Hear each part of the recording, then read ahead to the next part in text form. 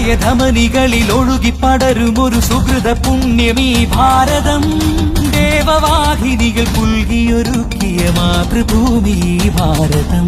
ഈ മണ്ണിൻ നിറവായി നേടിന ജന്മനാടിൻ പരമാധികാരം.